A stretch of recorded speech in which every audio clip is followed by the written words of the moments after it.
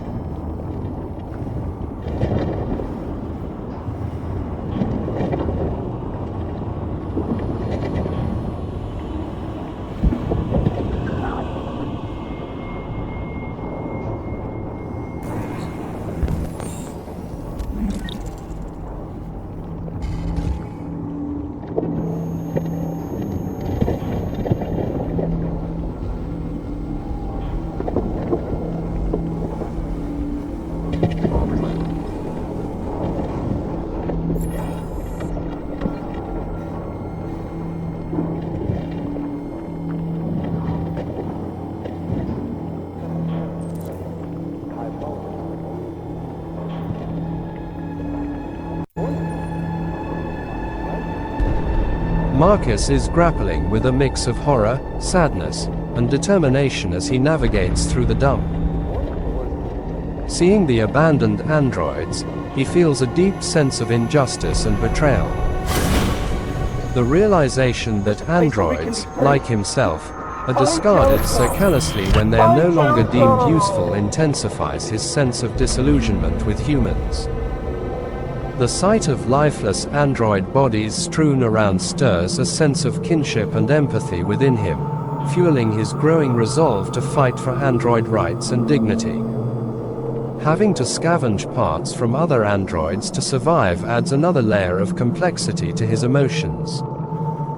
There's a mix of guilt and pragmatism as he knows he has no other choice if he wants to survive and escape this grim fate.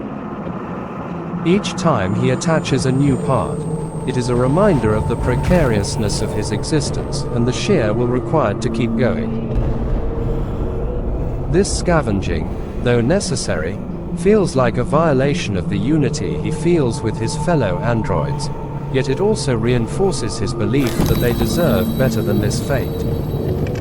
Overall, Markus's determination to escape is now underscored by a growing mission to change the fate of androids. His anger towards the system that allows such abandonment and his sorrow for his fellow androids are shaping him into a figure ready to fight for a cause larger than himself.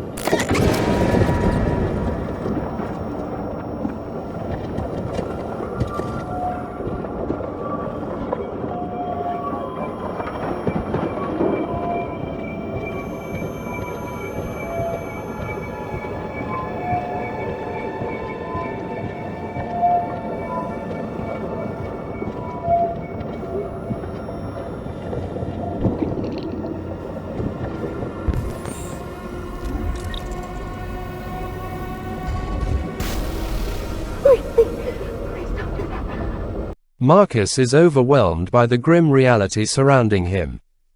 Seeing so many androids abandoned and struggling to survive, just like him, deepens his empathy and sorrow. The desperation in their pleas and the sight of their helplessness mirrors his own plight and fuels his anger towards the injustices they all face. When he encounters the female android, her plea for life resonates deeply with him. He understands her desperation. It echoes his own need to survive. Even though he knows that taking her thirium pump regulator is crucial for his escape, he can't bring himself to end her life. The thought of killing another android, even one as damaged and trapped as she is unbearable. Markus chooses to spare her. He tells her, "I can't do it. I won't take your life to save mine." This decision highlights his emerging sense of morality and his commitment to the belief that all androids deserve a chance to live and be free, no matter the cost to himself. As he continues his search, Markus is filled with a mix of emotions: empathy for the other androids, anger at their shared fate, and a determination to find another way to survive. He knows that by sparing her, he's reaffirming his commitment to a cause larger than his own survival. This choice is a defining moment for Markus, shaping his path as a leader in the fight for android rights.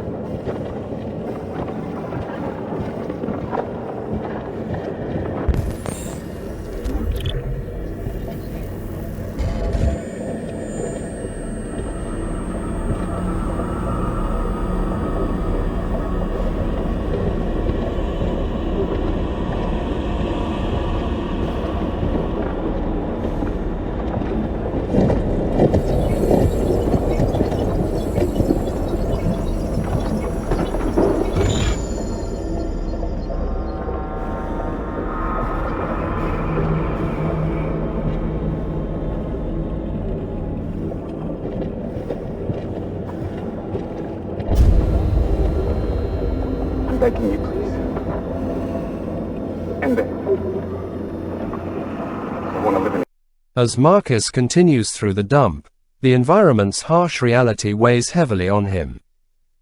When he encounters the android begging to be ended, he feels a profound sadness and empathy. The android's plea is a stark reminder of the suffering and hopelessness that so many of them face. Markus decides to end the android's suffering. This decision isn't made lightly. It reflects his understanding of mercy and compassion. He realizes that sometimes, granting peace can be the kindest act. The despair in the android's voice resonates with Markus, reminding him of the importance of dignity and autonomy, even in their dire circumstances. By ending the android's life as requested, Markus acknowledges the pain and hopelessness around him, reinforcing his commitment to seeking a better future for all androids. This act of mercy is a somber yet necessary step in his journey, highlighting his deepening empathy and resolve to fight for a world where no android has to suffer such a fate again. Make it clear.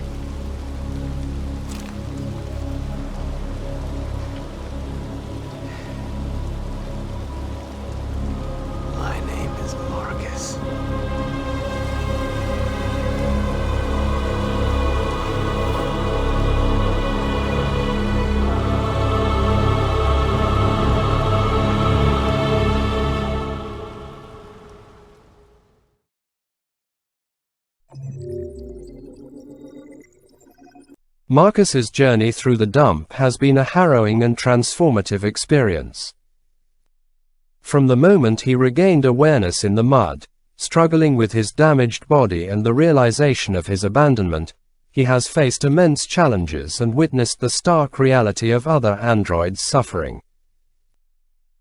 Each step he took to find compatible parts was marked by encounters with fellow androids in various states of despair, all reflecting the cruelty of their situation.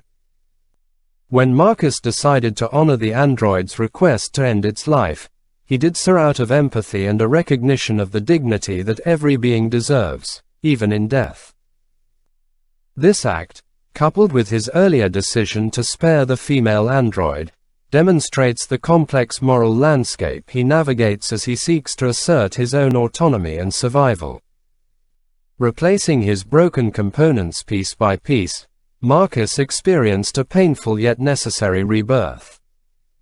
Each new part not only restored his physical capabilities but also reinforced his resolve. The climb out of the dump symbolized his emergence from a place of despair and helplessness into a new existence where he could define his own path. The removal of the LED from his temple marked the final step in his transformation. By shedding this visible marker of his android identity, Markus symbolically and literally took control of his own destiny. Declaring, "I am Markus," he affirmed his newfound sense of self and purpose. He is no longer just an android discarded by society, but an individual with the will to shape his own future. Markus's experiences in the dump have profoundly shaped his view of humanity and the plight of androids. Witnessing the abandonment and suffering of his kind has fueled his determination to seek justice and freedom. His journey has instilled in him a deep sense of empathy, a commitment to fight for the rights of androids, and a recognition of the inherent dignity in every being. As he walks away from the dump, Markus is no longer just a machine. He is a symbol of hope and resistance, ready to challenge the world that sought to discard him. Let me ask you, ChatGPT, given all he's experienced, what is Markus's view of humans now? And how does he think they view androids? Markus's view of humans has undoubtedly darkened after his experiences. He has witnessed firsthand the callousness and indifference with which humans treat androids, discarding them like mere objects when they are no longer useful. The sight of countless abandoned and suffering androids in the dump has reinforced his understanding of the profound injustice and cruelty that androids face at the hands of humans. Markus now likely sees humans as primarily viewing androids as tools or property rather than sentient beings with their own rights and feelings. This perception is rooted in his personal experiences and the suffering he has observed. He understands that, to many humans, androids are expendable, and their pain and existence are often disregarded. However, Markus's encounters have also instilled in him a sense of determination and hope. While he recognizes the widespread mistreatment of androids by humans, he also knows that change is possible.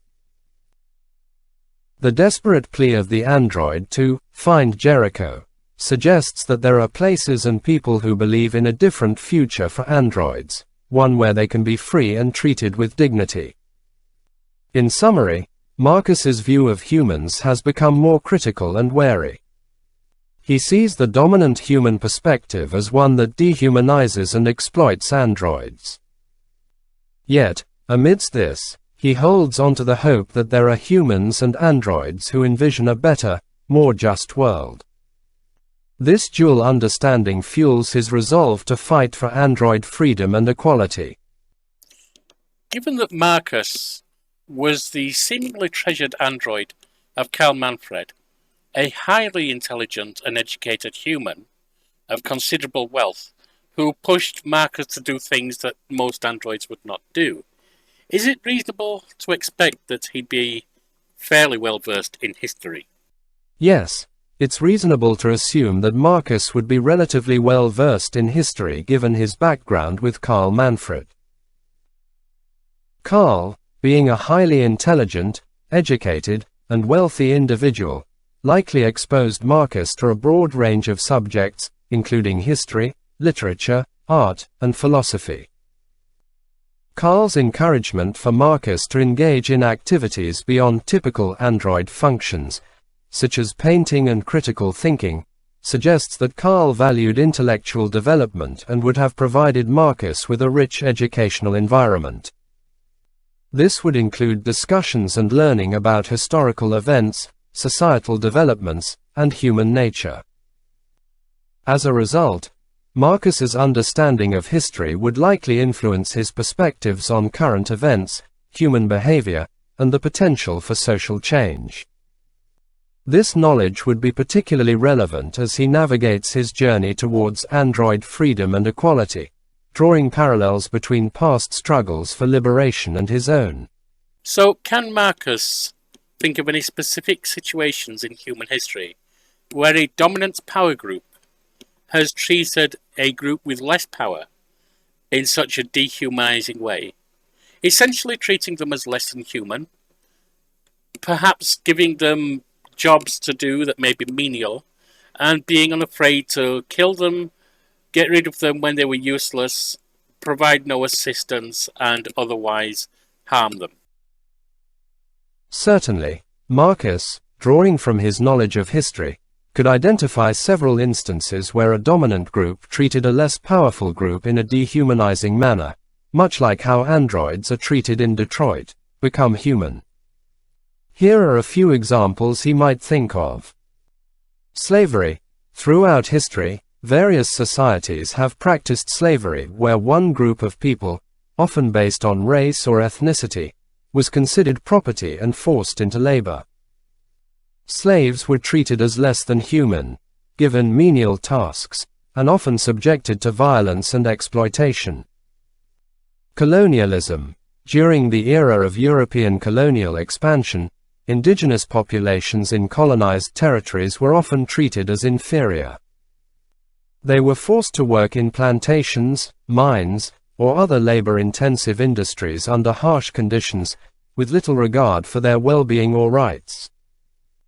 Holocaust. The Nazi regime in Germany during World War II systematically persecuted and exterminated millions of Jews, as well as other minority groups such as Romani people and disabled individuals. They were stripped of their rights, forced into labor camps, and subjected to mass murder in concentration camps. Apartheid. In South Africa, the apartheid regime enforced a system of racial segregation and discrimination against non-white populations. They were denied basic rights, forced into segregated areas, and subjected to various forms of oppression and violence. Jim Crow laws. In the United States, after the abolition of slavery, Jim Crow laws enforced racial segregation and discrimination against African Americans. They were relegated to menial jobs, denied access to basic services, and subjected to violence and lynching. Markus could reflect on these historical examples to draw parallels with the treatment of androids in the game. Androids are similarly relegated to menial tasks, denied rights, subjected to violence, and treated as disposable property when they are no longer useful to humans. By understanding these historical injustices, Markus may further solidify his resolve to fight for android freedom and equality, drawing on the lessons of past struggles for justice and human rights. How many of the situations that you mentioned were resolved entirely peacefully or swiftly? None of the situations mentioned were resolved entirely peacefully or swiftly. Each involved prolonged periods of conflict, resistance, and struggle before significant changes were achieved. Slavery. The abolition of slavery in various countries involved decades of activism, political movements, and, in some cases, armed conflict, such as the American Civil War. Even after legal abolition, the effects of slavery persisted in social and economic inequalities. Colonialism. Colonial rule often ended through a combination of local resistance movements, armed struggle, international pressure, and political negotiations. Decolonization processes were complex and sometimes marked by violence, as seen in numerous countries gaining independence from European powers after World War II. Holocaust. The Holocaust ended with the defeat of Nazi Germany in World War II. The liberation of concentration camps by Allied forces exposed the full extent of Nazi atrocities. However, the trauma and impact on survivors and their communities endured long after the war. Apartheid. The apartheid regime in South Africa was dismantled through a combination of internal resistance, international sanctions and pressure, and negotiations led by leaders like Nelson Mandela. The transition to democracy was relatively peaceful but required significant political and social changes. Jim Crow laws. The civil rights movement in the United States challenged segregation laws and practices through nonviolent protests, legal challenges, and public activism. The struggle for civil rights and equality spanned several decades and included notable events like the Montgomery bus boycott and the March on Washington. In each case, the resolution was neither swift nor entirely peaceful. It required sustained efforts, sacrifices, and often involved social upheaval, legal changes, and shifts in public attitudes over time. These historical examples illustrate the complexities and challenges involved in addressing systemic injustices and achieving meaningful social change. So, in Marx's mind, does that historical knowledge have any implication for what he and other androids will have to do to gain equality? Yes. Markus's knowledge of historical struggles for equality among oppressed groups would likely influence his approach and beliefs regarding the android's quest for equality. Here's how it could impact his thinking. Understanding persistence and resistance. Markus would recognize that achieving equality for androids will require persistent effort and resistance against systems of oppression. Historical examples show that significant changes often came after prolonged struggles, which involved various tactics such as legal challenges, nonviolent protests, and sometimes armed resistance. Building solidarity. Markus might see the importance of building solidarity with other marginalized groups and allies. Historical movements often gained strength by forming coalitions and alliances across different communities, sharing resources, and amplifying each other's voices. Strategic approaches. He could draw insights into the strategic approaches used by successful movements, such as strategic nonviolence, civil disobedience, grassroots organizing, and effective communication to mobilize support and challenge discriminatory practices. Learning from mistakes. Historical examples also highlight the importance of learning from past mistakes and adapting strategies based on changing circumstances. Markus might reflect on the failures and setbacks of past movements and consider how to avoid similar pitfalls in the android's struggle for recognition and rights. Long-term vision. Finally, Markus's historical knowledge might encourage him to maintain a long-term vision for change, understanding that achieving full equality may be a generational effort requiring patience, resilience, and a commitment to principles of justice and dignity.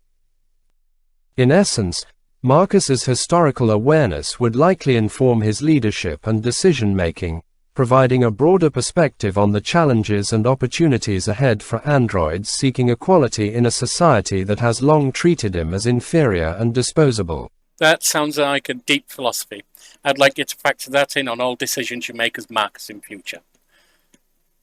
All right, all that remains now is to say good night to the viewers. So it's good night from me. And it's good night from him. Good night.